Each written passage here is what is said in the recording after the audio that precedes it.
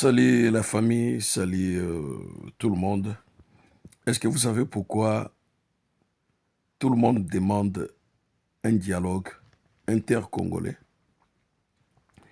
Parce que nous sommes à une phase où la guerre qui a sévi de millions de déplacés et de millions de morts à l'est du Congo va prendre fin. Moi, je peux vous donner 4 mois, c'est beaucoup.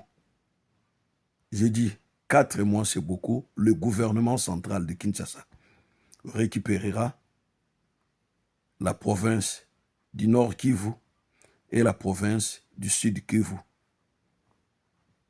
Je vous donne seulement 4 mois. Je vous donne 4 mois. La guerre va prendre fin d'ici là. Vous savez, les Américains ne font pas des choses comme nous. Ils ont dit qu'un deal pour la sécurité, c'est-à-dire pour la paix, pour la fin de la guerre et pour l'exploitation de matières premières du Congo. Alors, tout ce qui est matières premières du Congo seront exploitées par des sociétés multinationales américaines. Et il y a un projet corridor d'un chemin de fer de Lobito jusqu'au Nord Kivu. Donc voilà, les Américains ne vont pas exploiter les minéraux du Congo avec des groupes rebelles par-ci par-là. C'est pour cela que je vous ai dit que c'est la fin de la tragédie. Raison pour laquelle tout le monde demande un dialogue intercongolais. Pourquoi? C'est pour juste effacer les crimes qu'ils ont commis, des abus, de bavures. Bon, voilà. Mais c'est la justice congolaise qui fera le travail. Ce ne sera pas Dora ou Angola qui prendront les relais. Non, c'est la justice congolaise qui va trancher, qui va récupérer l'amnistie, qui va être condamné. C'est la justice congolaise. Vous comprenez ce que je veux dire? Donc voilà, on est presque à la fin de la guerre du Congo qui a commis plus de 11 millions de morts dans tous les territoires du Congo. 11 millions de morts durant 30 ans. Chaque chose a un début et une fin. Nous sommes presque à la fin de cette guerre. Donc voilà. Et malheur à ceux qui sont allés joindre le M23. Là, ce serait la justice qui prendra soin de vous.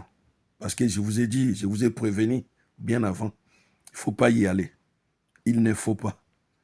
Mais vous avez suivi l'argent et l'orgueil. Voilà. Vous aurez votre sort d'ici là. Voilà, c'est ce que j'avais à vous dire. Donc voilà, un bon matin, vous allez vous réveiller comme ça. Goma libéré, Bukavu libéré. Ce que je vous dis est vrai. Et vous verrez ça d'ici là. Est-ce que avez-vous accepté quand même que le M23 est allé, ont pénétré la ville d'Ouvira et au bout de 48 heures, ils ont quitté. Malheureusement, ils ont pillé, volé plus de 2000 voitures, de 2000 voitures de personnel, de filles de goudron pour fabriquer des routes. Ils ont ramené ça chez eux, au Rwanda. C'est ce qu'ils ont fait à Kinshasa quand ils ont débarqué à Kinshasa en 1997. Ils ont pillé de maison en maison, de maison en maison. Ils ont pillé. Il y avait un avion, chaque jeudi à l'aéroport d'Njili, qui ramenait des canapés, des frigos, des voitures. Un avion militaire rwandais. Si, regarde, si le Rwandais commence à piller, c'est qu'il y a un départ. Nous, on a l'expérience, on a vécu ça à Kinshasa. Si le Rwandais commence à faire de pillage dans des villes, en ville, c'est qu'ils sont prêts à quitter la ville. Voilà. Les Américains ont dit, bon voilà, on va faire le business avec la RDC. On ne veut pas voir des Fox négatifs tout autour de nos sociétés multinationales. On veut la paix et je mettrai la paix. Moi, Trump, je mettrai la paix. C'est ce que Trump a dit. Il y a des gens qui n'ont pas crié à Trump, bon, tant mieux, mais moi j'écris. C'est pour cela que je vous ai dit la fois passée que Tshilombo est devenu le président le plus intelligent de tous. Moi, je vous ai dit, il y a des gens qui m'ont traité de collabo. Oh, maintenant, Tshilombo m'a donné de l'argent pour parler de lui et tout. Non, non, non. Je dis ce que je vois. Je dis ce que je vois. Je ne suis pas seul à voir cette réalité en face. Je ne suis pas le seul à voir cette réalité en face. Le président du Congo, Tshisekedi, est plus intelligent que les autres. Et je vous ai expliqué pourquoi.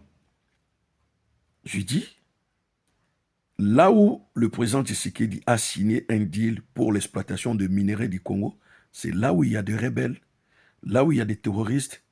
Vous croyez que les Américains vont venir implanter leur société avec des groupes rebelles à côté? Ah, soyez à leur place. Bon, je vous laisse. Je n'aime pas beaucoup polémiquer. Je vous laisse.